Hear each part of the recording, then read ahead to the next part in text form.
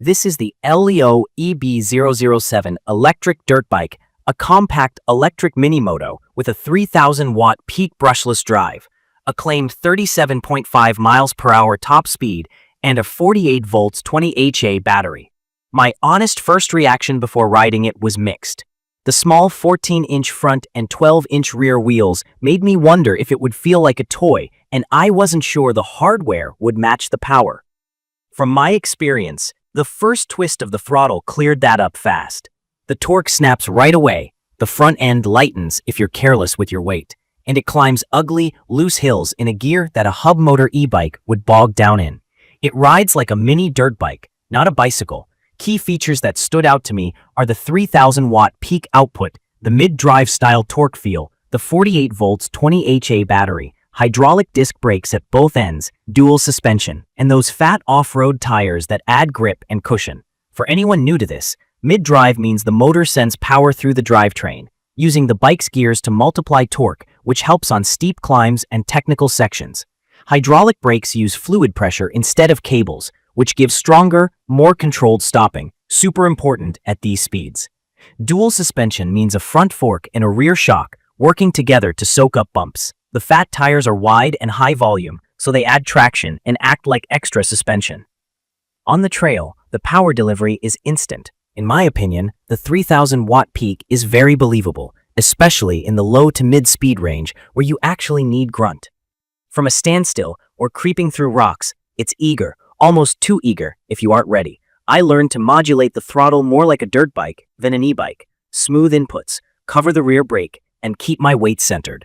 The compact chassis makes tight turns easy, and the low, central battery placement helps the bike feel planted at slow speeds. At higher speeds on rough tracks, you need a steady hand. The suspension is tuned for trail comfort, not big hits. It smooths washboard, roots, and potholes fine, but I would not take this off jump faces or into repeated hard landings. Land light and pick your lines. Braking is appropriately strong. The hydraulic setup gives a clean bite without the spongy feel that cable brakes sometimes have. From my experience, hard stops on loose gravel are predictable as long as you stay balanced and let the front brake do its job without grabbing. I dialed in lever reach to fit my hand, and that improved control a lot. The digital display is simple and readable. The 3 speed modes are useful for taming power when I hand it to a newer rider, and the headlight and tail light are bright enough for dusk rides around camp. I wouldn't rely on the headlight alone for fast night riding, but it's legit for visibility. Let's talk range, because that's what everyone asks. The brand says 40 to 60 miles. From my experience at 185 pounds, riding mixed dirt with plenty of climbs and using the throttle freely, I got around 24 to 32 miles before I started getting anxious. Cruising more gently on flatter terrain put me in the mid-30s, and I can see 40 plus miles if you baby it. The 48 volt, 20 amp hour battery charges in about 6 to 7 hours with the included charger, which has been consistent for me. If you're planning a long day, the smart move is to pace yourself on the way out and keep something in reserve for the ride home. That's basic battery management, and it matters more when you're tapping into this much torque. Build feel is a mix of sturdy and budget conscious. The frame itself feels solid, the welds look fine, and the weight distribution is dialed. I did have to retorque several bolts after the first couple rides. Bar clamp, axle pinch points, and a few odds and ends around the wheel assemblies. After a sharp pothole hit, one fastener started to back out, which wasn't great, but it was easy to fix. In my opinion, a quick pre-ride inspection and a dab of thread locker on critical hardware are musts. The chain sees a lot of load with this motor. I lube it often and check tension more than I would on a lower power e-bike. The brakes have held up, and pad wear has been reasonable so far. I also keep an eye on spoke tension, especially on the rear, because the smaller wheel sees a lot of torque. On a long, steep fire road pushing hard in a high assist, I did trigger a brief power protect style reduction, basically the system defending itself under heat or current draw. It cleared after I eased off for a minute. That's normal for budget-friendly, high-power electrics and not a deal-breaker, but it's worth noting if you plan to hold full power for a long climb. I consider that part of learning the rhythm of the bike. Ergonomics lean toward accessibility. The seat height is friendly, low enough that shorter riders can flat foot and feel confident. It's perfect for teens with experience and smaller adults who want a powerful trail toy without wrestling the full-size dirt bike. I'm 5'11", and I can ride it comfortably seated or standing for short bursts. but taller riders may feel cramped during aggressive stand-up riding. The saddle is more moped style than motocross narrow, which is comfy for cruising and light trails, a bit less ideal for deep knee bends and constant stand-sit transitions. Safety and where you ride it are important. With a claimed 37.5 miles per hour top speed, this behaves like an electric motorcycle more than a bicycle. Where I live, that means private property, OHV areas, or closed courses, not bike lanes.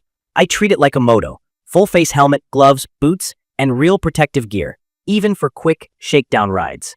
It's powerful enough that small mistakes happen fast. From my experience, customer support matters with machines like this. I reached out with a basic parts question and got a helpful, quick reply. That gave me confidence about long-term ownership, especially with a frame warranty backing the structure. I'd still recommend buyers be proactive.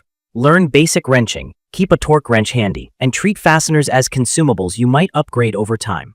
It's perfect for riders who want serious torque in a small, manageable package, people who ride private land or camp trails, and anyone looking for a pit bike vibe without gas and noise. I'd recommend this for teens with supervision, who already understand throttle control and braking, and for adults who want a playful, low-maintenance way to rip around dirt without the bulk of a full-size moto. If you're a city commuter or you need something clearly street legal, this isn't the right fit. In my opinion, the 48-volt system is a reasonable choice here. Some bikes run 52 volts for a touch more punch, but 48 volts keeps charging simpler and parts easier to find. The overall performance still feels stout, and the compact chassis makes it more fun than a spec sheet suggests. The smaller wheels deliver agility and traction, with the trade-off of less high-speed stability on rough stuff. That's a fair balance for how most people will use it. In conclusion, the EILLEO EB007 hits the sweet spot between price, power, and fun, with real torque that makes climbs and tight trails exciting. It asks a bit more from the owner in maintenance and mechanical awareness, and it rewards that with a ride that feels way more moto than e-bike. If you value acceleration, easy handling, and the ability to throw it in a truck for weekend dirt time, this checks the boxes. If you expect perfect hardware or you plan to send big jumps, look elsewhere or plan on upgrading a few parts. If this video helped, please subscribe and drop your questions or experiences in the comments. Thank you for watching.